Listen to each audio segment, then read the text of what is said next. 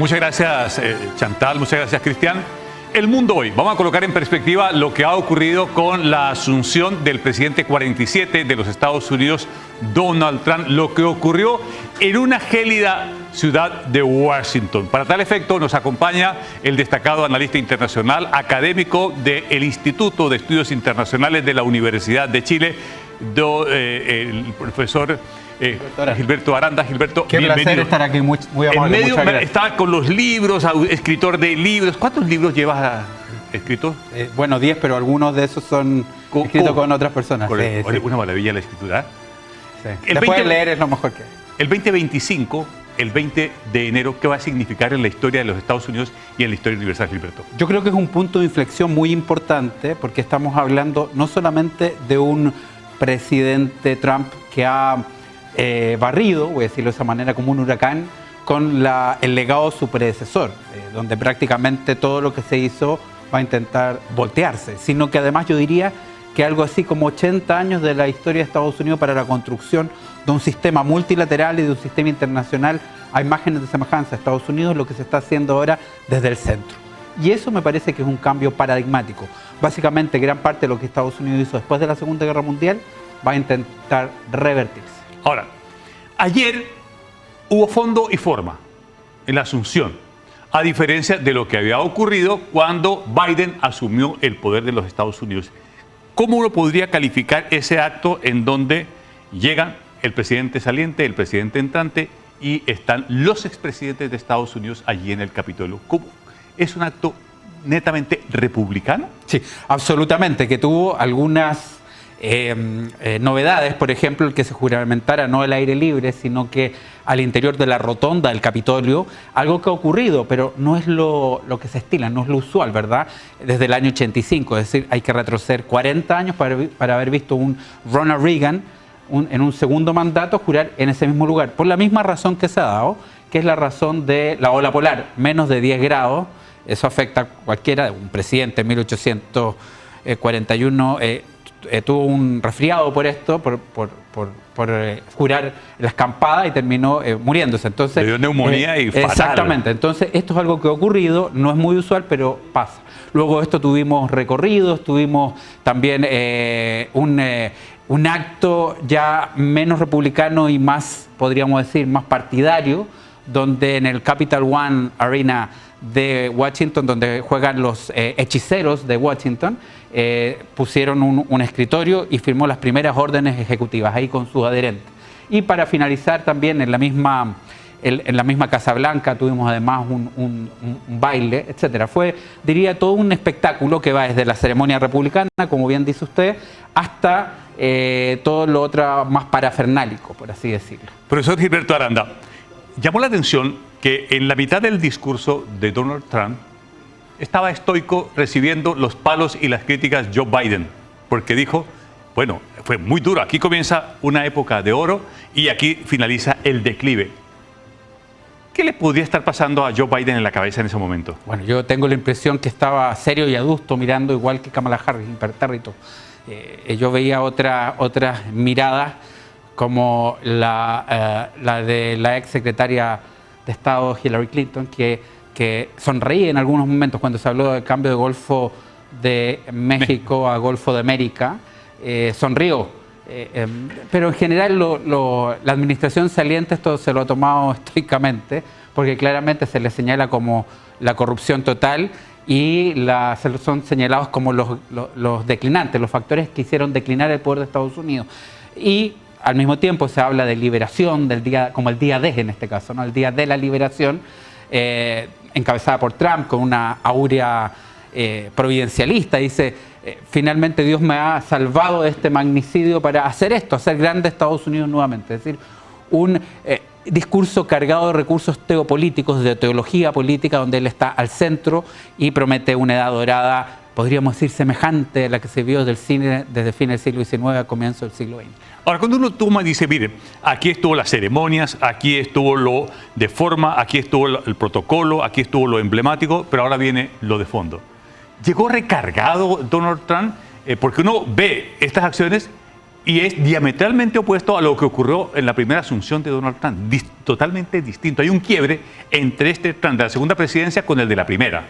Bueno, desde luego estamos hablando de un presidente que en esta ocasión ya cuenta con una experiencia de 4 años y que desde ese punto de vista, al contar con esta experiencia, puede sin rodeos atacar lo que él considera que son los problemas. Es decir, es un presidente que va a intentar desarmar lo que ha denominado el Estado profundo, que va contrariando sus órdenes ejecutivas y en general, y que por lo tanto va a hacer los cambios que estime necesarios. Si aquellos van en contra no solo del gobierno anterior, sino que la tradición de Estados Unidos parece estar decidido a hacerlo. De todas maneras, yo quisiera decir una última cosa del acto republicano que se vivió ayer.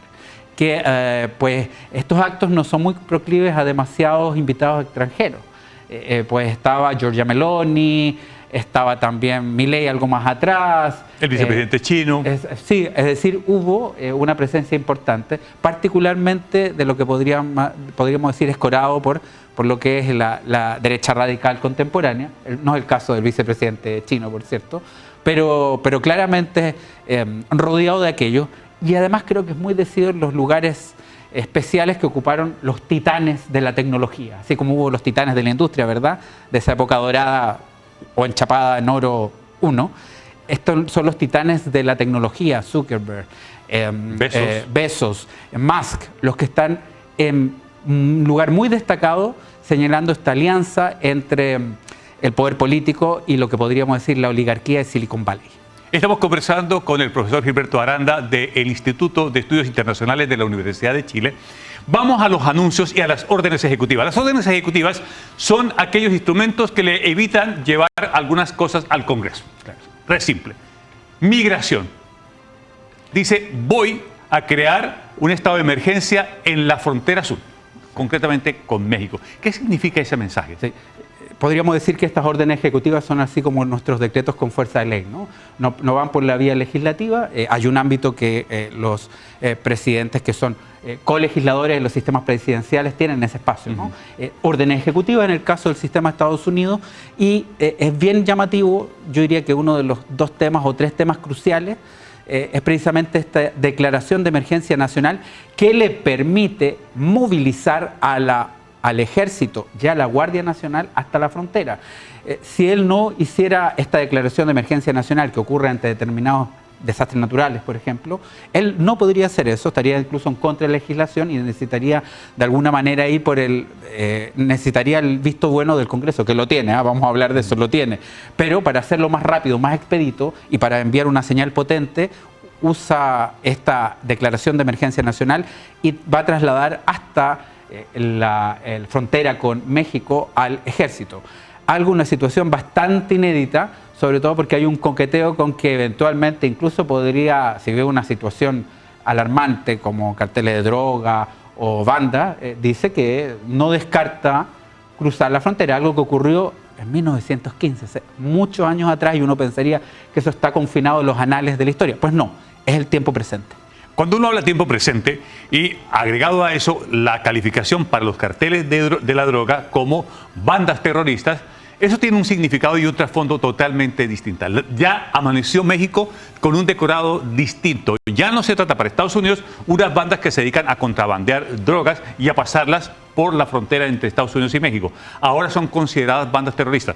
Y el problema, me imagino yo, Gilberto, que para la presidenta Sheinbaum es que las acciones bajo el concepto terrorista de acción le permite a Estados Unidos inclusive hacer operaciones profundas en territorio mexicano. Pero que, como decía, había ocurrido en 1915 cuando Pershing, el general Pershing, terminó persiguiendo a Pancho Villa, precisamente por una incursión donde había entrado Columbus y había asesinado a ciudadanos de Estados Unidos, lo terminó haciendo. Pero eso fue hace más de 100 años atrás. En esta ocasión, esa declaración de emergencia nacional primero le permite mover al ejército y si dice que hay terrorismo, pues podría incluso utilizarlo. Esto es dentro del ámbito de la fuerza unilateral, el músculo unilateral.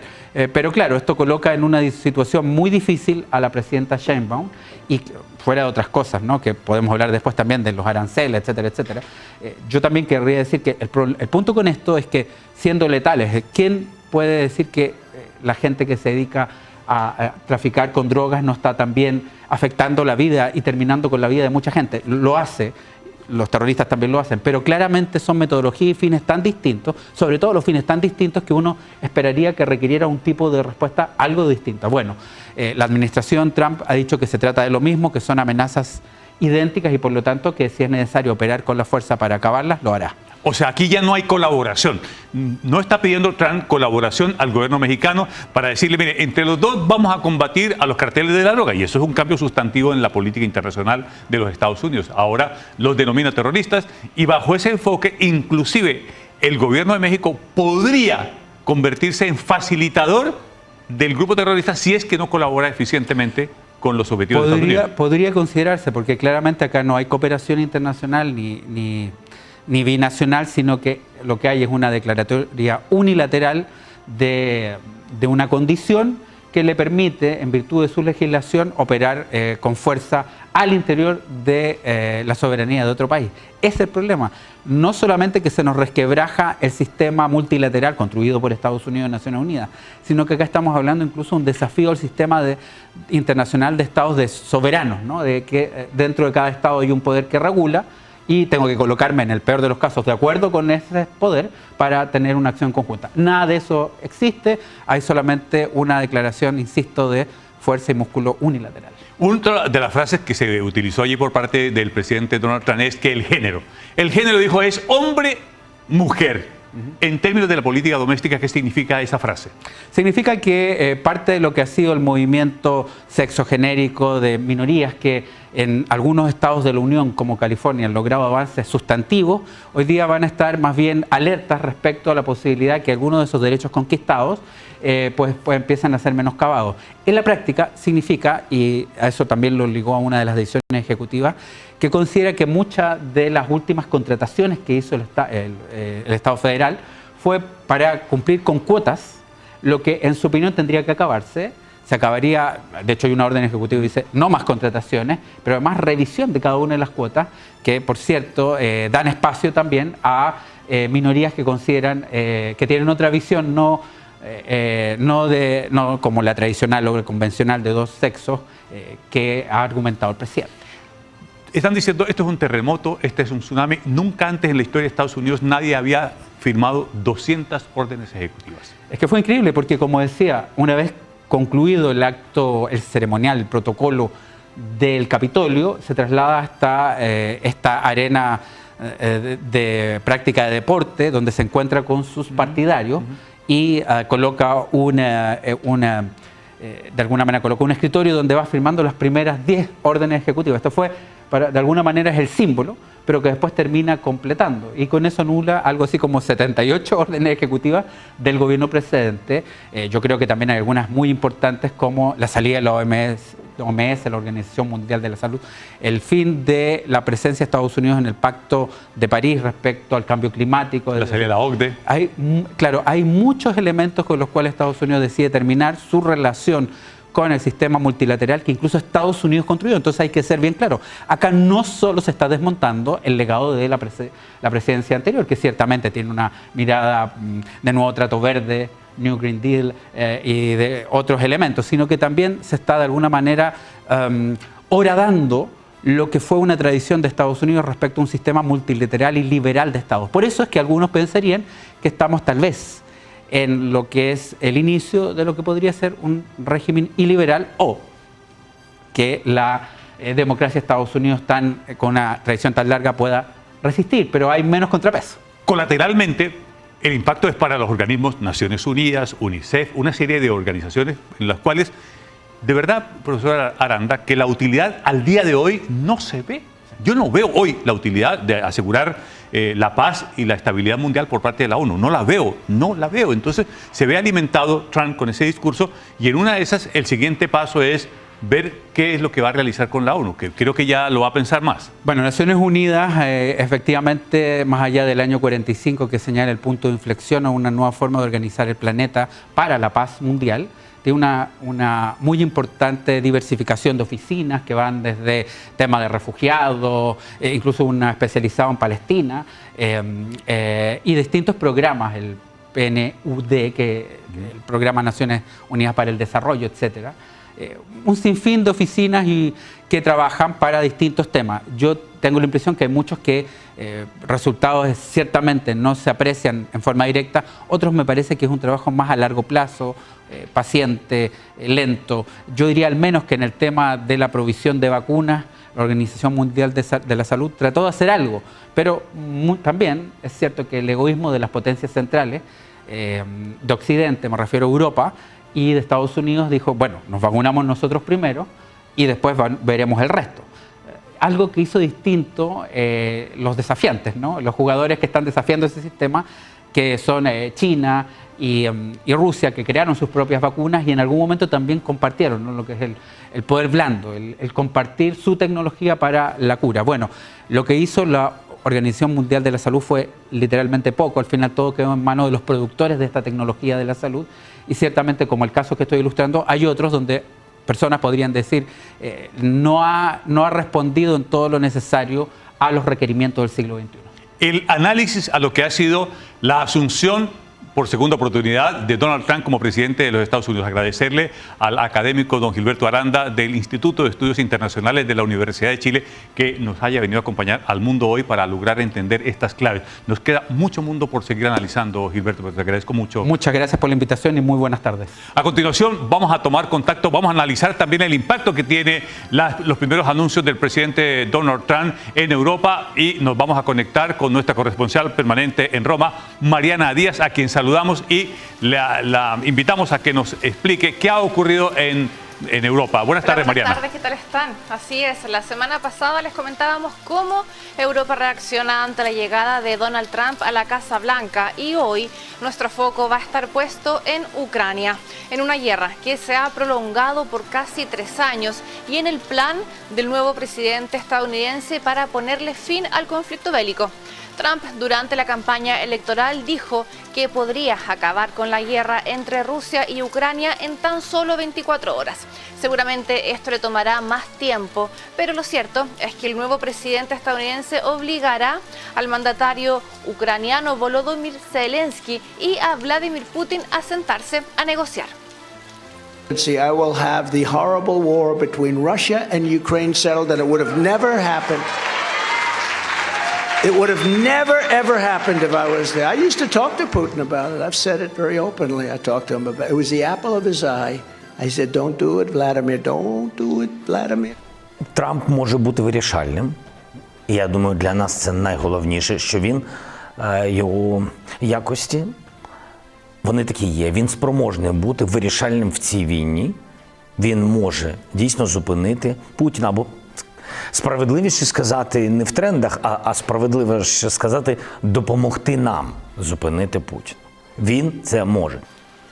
Aprovechando su cercanía con Vladimir Putin, lo que puede pasar desde ahora es que Trump presione a Rusia advirtiéndole que, de no entablar un proceso de negociación, Estados Unidos aumentará el envío de armas y de misiles de largo alcance a Kiev. Y por otra parte, a Zelensky le dirá algo muy similar: o negocias con Rusia o les cortamos el suministro de armas. ¿Y cuáles son los puntos de esa negociación? En primer lugar, Ucrania va a tener que resignarse a perder parte de su territorio, como por ejemplo la península de Crimea y las ciudades de Lugansk y Donetsk en la región del Donbass. En este momento, Rusia controla cerca del 20% del territorio ucraniano y, por supuesto, no contempla alguna devolución. Pero aquí hay un dato clave, y es que Ucrania aún mantiene sus tropas en Kursk, territorio ruso, y eso es un elemento precioso en manos de Kiev para intercambiar con Rusia y así no perder tanto territorio.